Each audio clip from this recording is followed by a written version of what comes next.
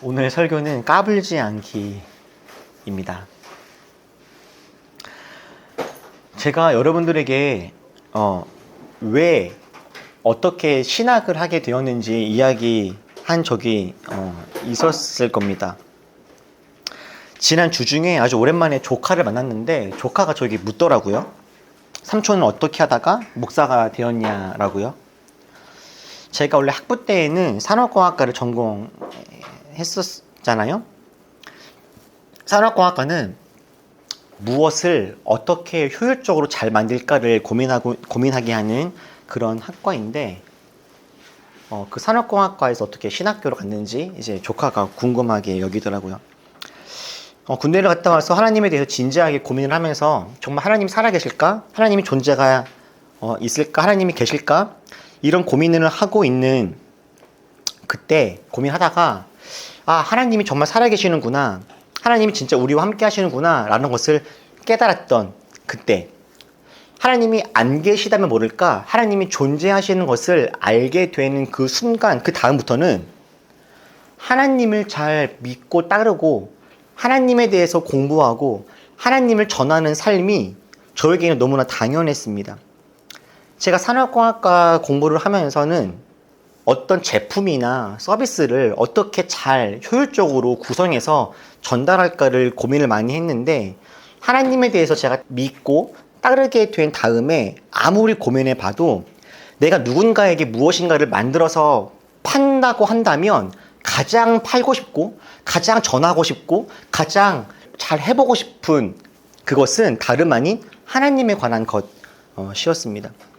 그 어떤 것을 만들고 그 어떤 것을 구성한다 하더라도 하나님에 대해서 공부하고 전하는 것보다 더 위대한 게 무엇이 있을까라는 생각이 들었고, 그래서 나는 기왕 무엇인가를 잘 전하고 누리고 살아가야 한다면 하나님을 공부하고 하나님을 누리고 하나님을 전하는 삶을 살아가야겠다라고 생각을 했어요. 그리고 너무 감사하게도 저는 하나님에 대해서 공부하고 전하는 이 일이 참 저는 즐거웠습니다. 저는 물론 컴퓨터나 기계도 되게 좋아하는 사람이고, 또 주위에 돌아보면 이쁘고 멋진 것들이 많이 있었지만 그 무엇보다도 하나님이 제일 크고 영광스러운 존재였어요. 하나님과 그 어떤 것을 비교해 봐도 이 핸드폰도 이 패드도 자동차도 다 좋은 것들이기는 하나, 하나님과 견주었을 때에는 하나님보다 더 위대하고 뛰어난 것은 없겠다라는 것이 제 생각이었죠. 그래서 어떤 물건을 팔거나 만드는 거 좋은 것이지만 기왕 무엇인가를 누군가에게 팔아야 한다면 복음을 팔아야지, 생명을 전해야지, 이렇게 생각을 했습니다. 여러분, 하나님은 천지를 창조하신 분이시고 역사를 주관하시는 분이십니다. 결국에 하나님 뜻대로 이 세상은 이끌어 가게 될 것이고, 하나님은 그렇게 우리를 가장 좋은 곳으로 인도해 주실 거예요.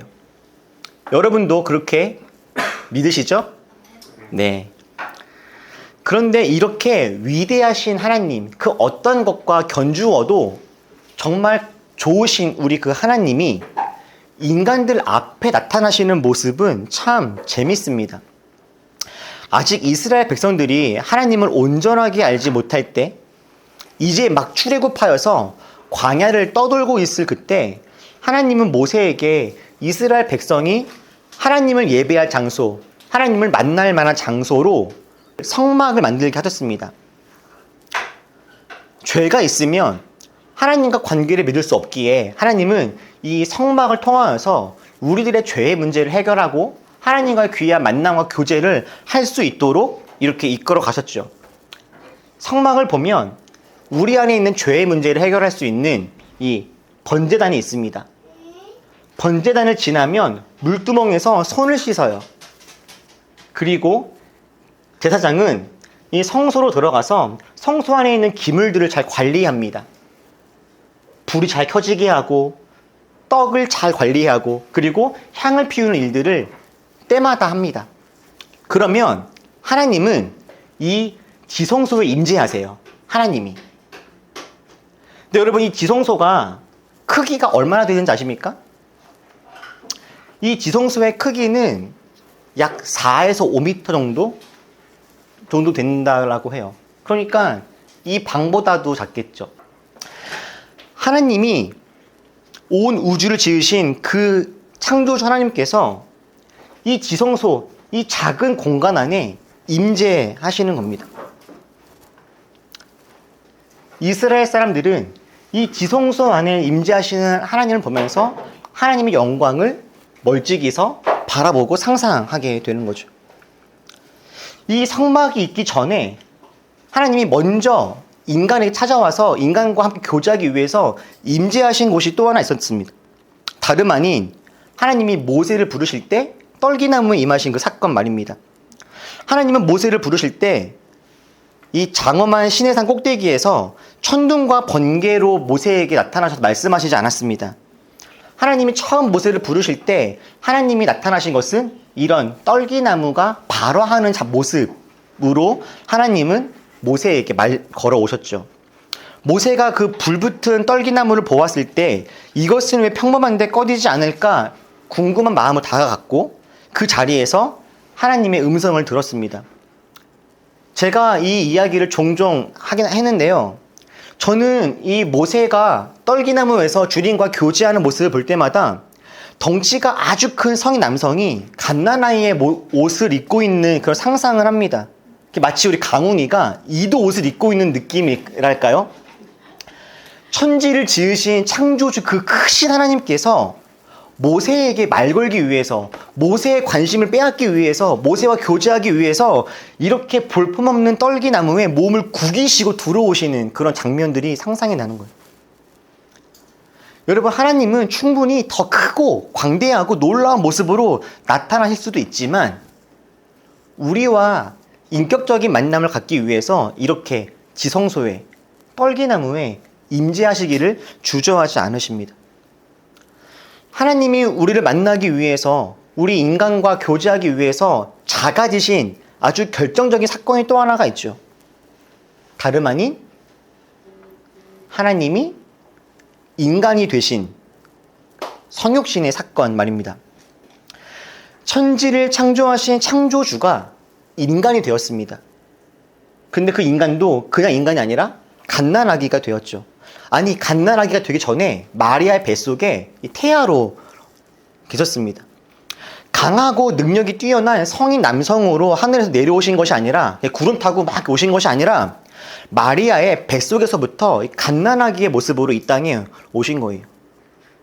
제가 종종 하는 말이지만 여러분, 예수님은 태어나자마자는 하나님이시면서 똥도 못 가리고 오줌도 못 가리는 자기 힘으로는 할 수 있는 것이 아무것도 없는 그런 무기력한 존재로 이 땅 가운데 오셨습니다.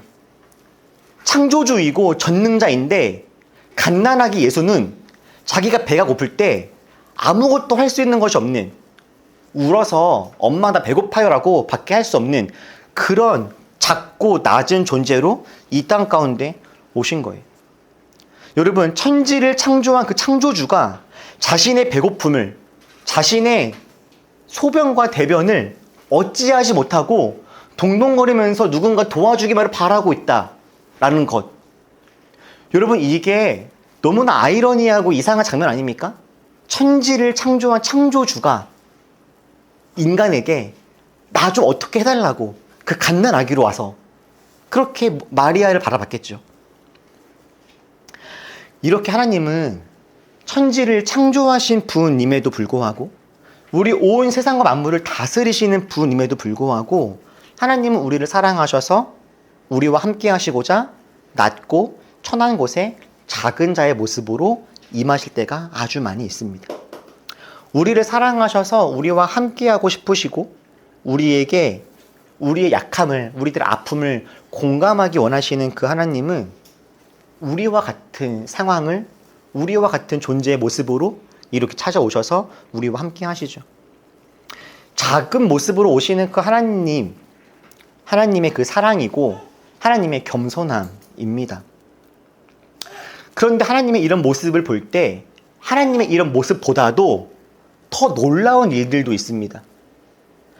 하나님이 스스로 낮은 자리에 오시고 작아지시니 하나님이 정말로 작고 약한 분이라고 착각하는 사람들이 생겨나는 겁니다. 하나님이 우리를 위해서 작은 자리에, 낮은 자리에, 작은 모습으로, 약한 모습으로 오시니 정말로 하나님이 그렇게 작고 낮고 약한 존재라고 생각하는 사람들이 생겨나기 시작한 거예요. 오늘 우리가 함께 읽었던 본문에 나다나엘이 그랬습니다. 빌립이 우리가 찾던 메시아를 만났다. 모세가 예언했던 그 사람이 나타난 것 같아. 라고 이야기했더니 나다나엘은 이스라엘의 아주 작고 시골 마을인 나사렛에서 어떻게 그런 메시아가 나타날 수 있습니까? 라고 믿지 않습니다. 나다나엘이 보기에는 메시아라면 아주 크고 능력 있는 강력한 존재여야 하는데 어떻게 저렇게 작고 허름한 곳에서 태어난 사람이 메시아일 수 있겠느냐라고 지레 짐작한 것이죠. 출애굽기에서 이스라엘 사람들이, 특히 모세가 이스라엘을 이제 우리 그만 가나안 땅으로 가게 해야겠습니다 라고 이야기할 때 그때 이스라엘을 방해했던 애굽의 왕 역시도 그랬습니다. 애굽의 왕은 모세가 우리 이제 출애굽하여서 가나안 땅으로 가겠습니다 이야기했더니 바로는요 이야기합니다. 여호와가 누구이길래, 너네가 믿는 하나님이 어떤 존재이길래 내가 그렇게 해야 되느냐 라고요. 그러면서 모세의 요청을, 하나님 명령을 거부하죠. 애굽의 애굽의 왕은 하나님으로부터 재앙을 10개나 얻어맞은 다음에야 비로소 하나님을 인정하고 이스라엘을 출애굽할 수 있도록 허락합니다. 그것도 아주 잠시만요. 이스라엘의 많은 사람들도 마찬가지였습니다. 하나님께서 내가 너희를 가나안 땅에 들어가게 하겠다 라고 말씀하셨고 나는 그럴 수 있는 존재야 라고 말씀을 하셨지만 가나안 땅을 정탐하여서 가나안 땅에 살고 있는 큰 사람들을 보고 온 이 이스라엘 정탐꾼들은 이렇게 말합니다. 우리는 메뚜기와 같다. 그리고 우리의 하나님도 저들을 어찌할 수 없을 거야. 우리는 다 큰일 났어. 망했어. 라고 그렇게 생각하죠. 하나님을 크게 믿지 못했기 때문에 자기도 작다 여겼고 내가 작다 보니 나의 하나님도 작을 거라고 그렇게 생각을 한 거예요. 여러분, 하나님은 우리를 만나기 위해서, 우리를 사랑하기 위해서 자신의 전능함을 숨기시고 종종 작은 모습으로 우리에게 나타나십니다. 기꺼이 낮은 자리, 작은 모습으로 우리에게 오시죠. 그런데 그렇게 우리에게 낮은 자리, 작은 자의 모습으로 오신 그 하나님을 보고 많은 사람들은 하나님이 정말 작다라고 오해할 때가 있습니다. 저는 사람들의 이런 모습이 꼭 하나님 앞에서 까부는 사람처럼 보일 때가 있습니다. 여러분, 까불다가 뭡니까? 까불다. 가볍고 조심성 없이 함부로 행동하는 것, 건방지고 주제넘게 구는 것, 이게 까부는 겁니다. 크신 분 앞에 우리가 겁을 잃어버린 거예요. 정말로 위대하신 분 앞에서 그 위대함을 우리가 알지 못하는 겁니다. 그리고 함부로 대하는 거죠. 건방지고 주제넘는 일들을 행하는 일들이 일어나는 거예요. 크고 전능하신 그 하나님이 우리를 위해서 기꺼이 작아지시고 낮아지셨더니 사람들은 하나님이 그냥 작고 약한 줄 압니다. 그리고는 하나님 앞에서 건방지고 함부로 주님께 나아가는 모습들이 있죠. 저는 은우시우를 키우면서 은우시우와 친구처럼 편안하게 지내고 싶었습니다. 아빠라는 권위를 사용해서 무섭게 지내기보다는 서로 존중하고 사랑하면서 인격적인 관계를 잘 맺고 싶었어요. 그런데 종종 아이들에게 그렇게 교제에만 나아갈 때 아이들의 모습 속에 이 아빠에게 까부는 모습들이 종종 보입니다. 이렇게 선을 넘어가는 거예요. 아빠가 자기를 친구처럼 대해주니 정말 아빠가 자기 친구인 줄 알고 친구 얘기하듯이 건방지게 구는 경우들이 종종 있습니다. 저는 그래서 이 몇 달 동안 우리 아이들에게 반말 금지를 이제 명령했습니다. 반말하지 마. 아빠한테, 엄마한테. 존댓말 써라고요.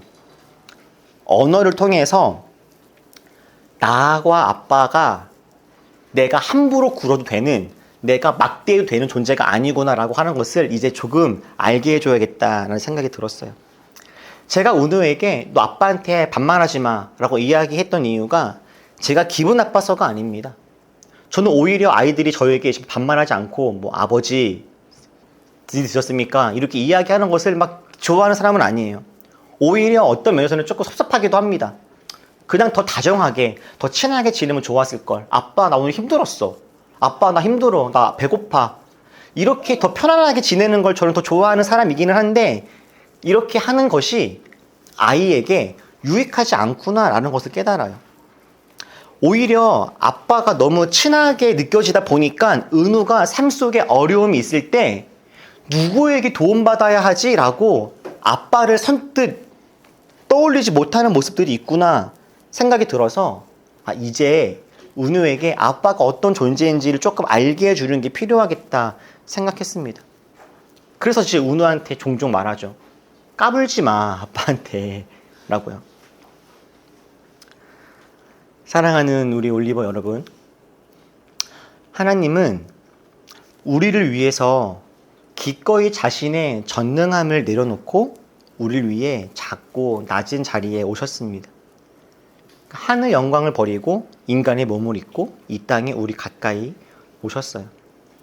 그러나 우리가 꼭 잊지 말아야 할 것은 하나님이 작아지신 것이지 하나님이 작은 분은 아니라는 것입니다. 여러분, 하나님은 크신 분입니다. 여러분들이 믿고 오늘 예배하는 그 하나님은요, 정말로 크신 분이에요. 천지를 창조하신 분이시고요, 모든 생명의 근원 되시는 분이시고 전능하신 하나님이십니다. 우리 때문에 우리를 위해서 어쩔 수 없이 자신의 전능하심을 제한할 수밖에 없지만 우리를 위해서 하나님은 모든 것을 다 하실 수 있는 분임에도 불구하고 우리를 위해서 주고 싶은 것을 다 주지 못하고 참고 자신의 전능함을 참아내시는 분이시기는 하지만 전능함을 참아내는 것뿐이지 하나님이 무능력한 분이 절대 아닙니다.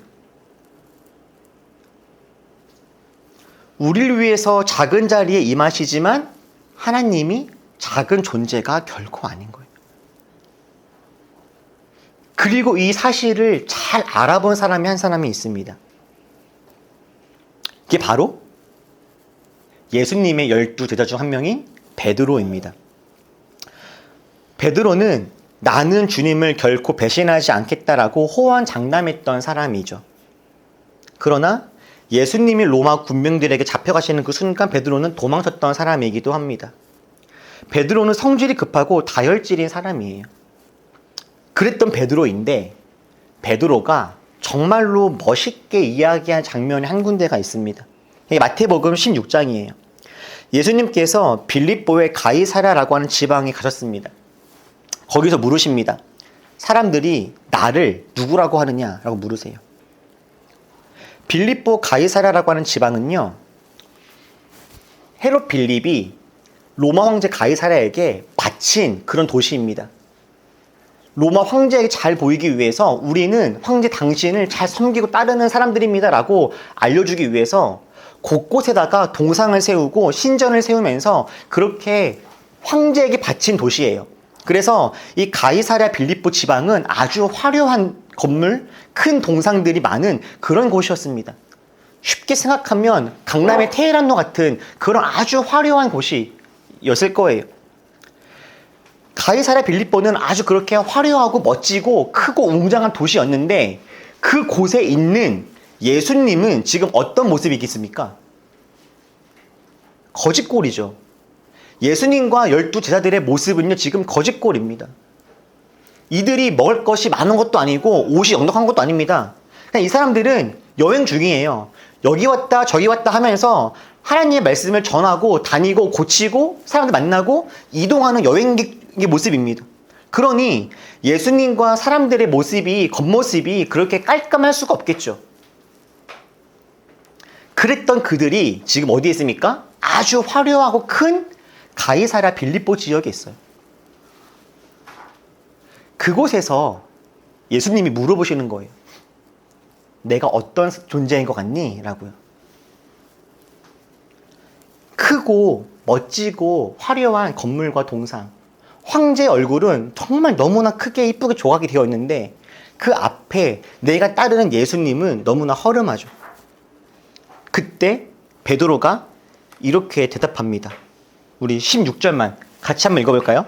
시작. 시몬 베드로가 대답하여 이르되 주는 그리스도시요 살아계신 하나님의 아들이시니이다.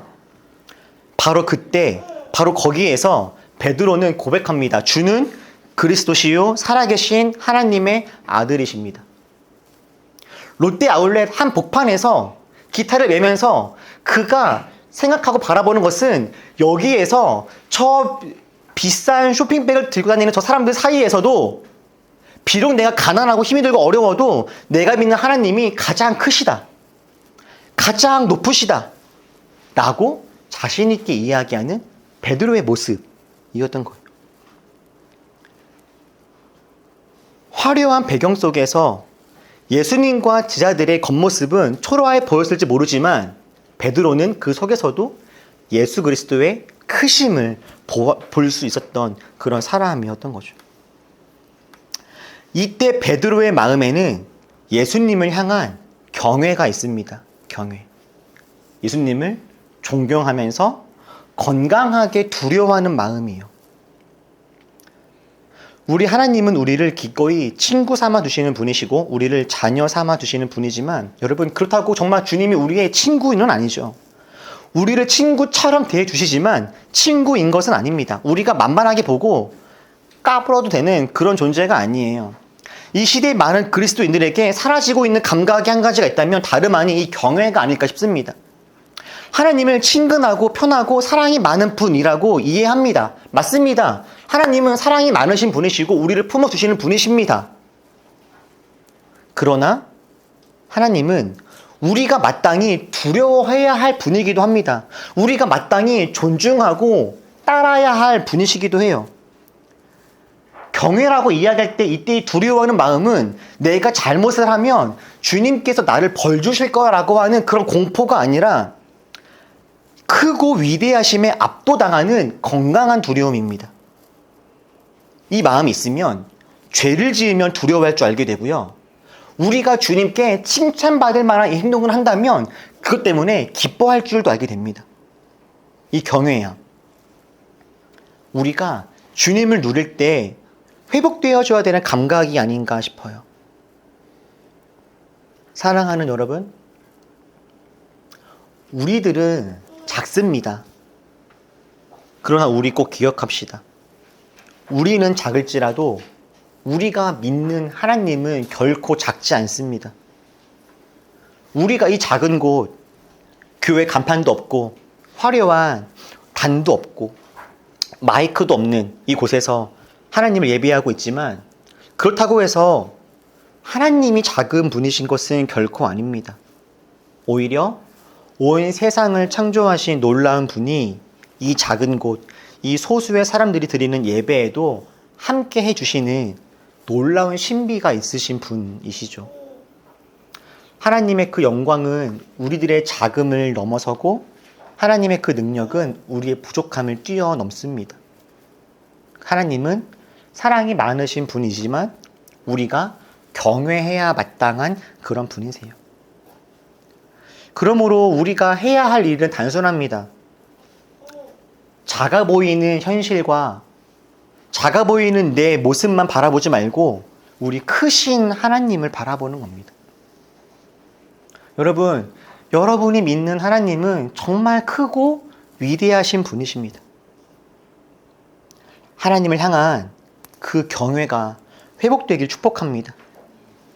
화려한 가이사랴 빌립보 한가운데 초췌한 주님을 바라보면서도 이야기했던 베드로의 그 고백처럼 우리도 그렇게 고백할 수 있으면 좋겠습니다. 주는 그리스도시요 살아계신 하나님의 아들이십니다. 기도하겠습니다.